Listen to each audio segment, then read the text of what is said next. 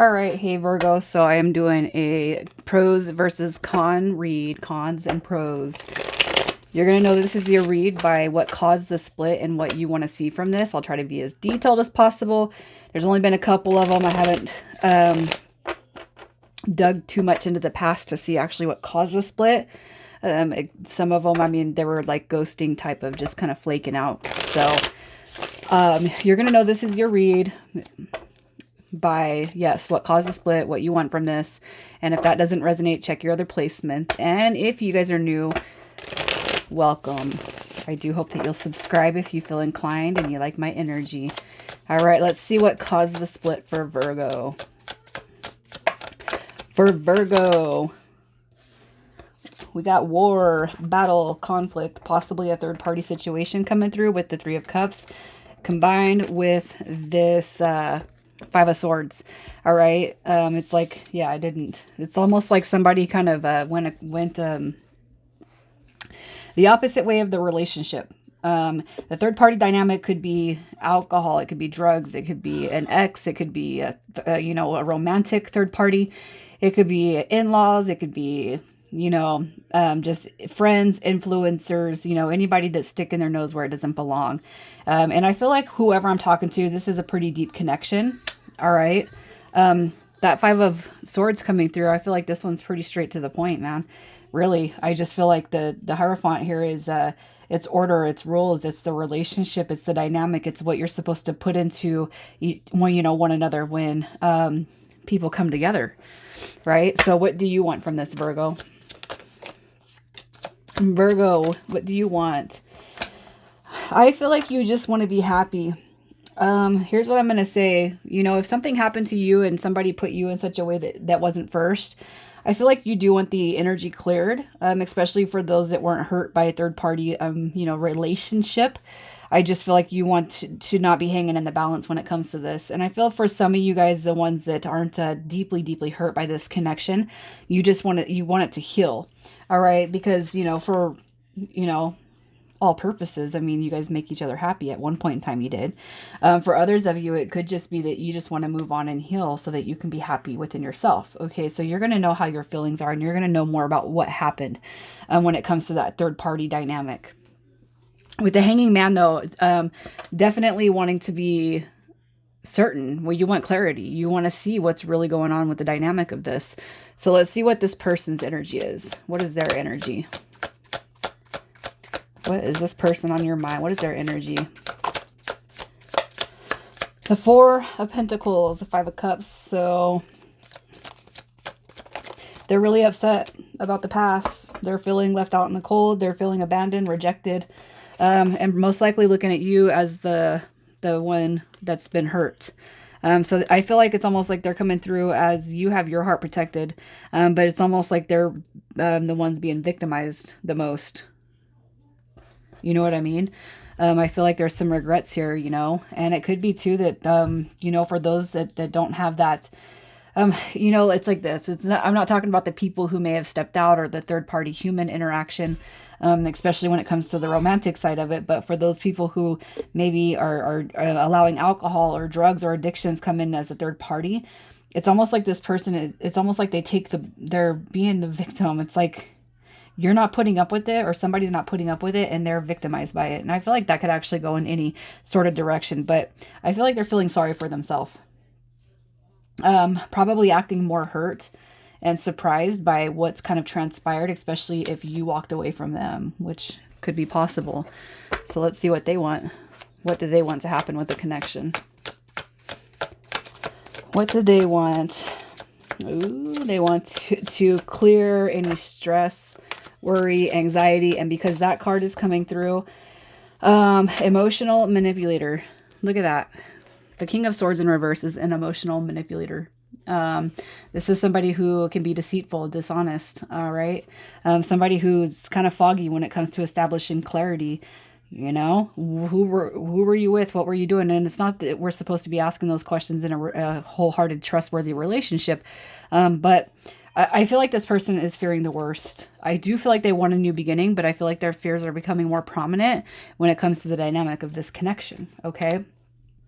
So let's just look at the pros, the potential pros of the connection.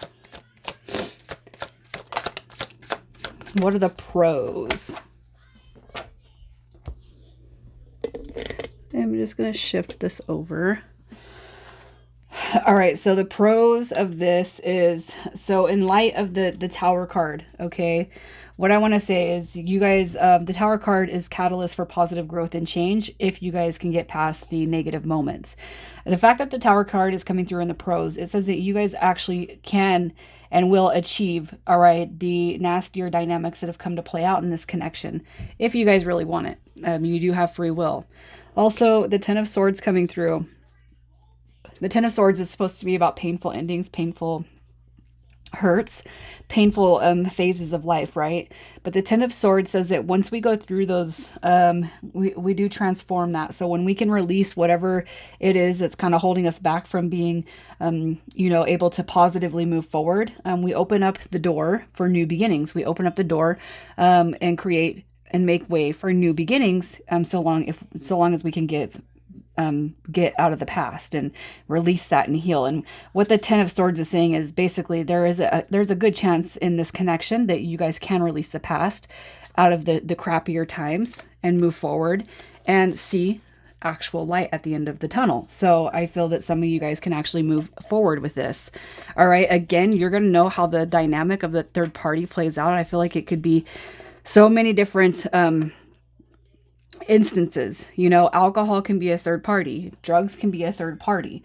When it affects the ones that we love, that type of shit can ruin a relationship, right? So I feel like the potential is here for happiness, but it depends on how bad you guys want it and where you're able to let go, release the past so that you can move forward, right?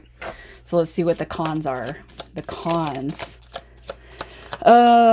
Okay, so here's what I'm going to say. I feel the biggest thing coming through with the Knight of Wands in reverse is going to be that playeronic behavior. So for those who, even on the situations that don't have another person involved in it, I feel like there could be some secret behavior going on. So like somebody secretly going back to addictions, drugs, alcohol, gambling, the third party person, or allowing those that aren't romantically involved, but it's like an in-law, a sibling, a family member, still allowing that to infiltrate the dynamic of this connection and the other person not being able to see anything wrong with it.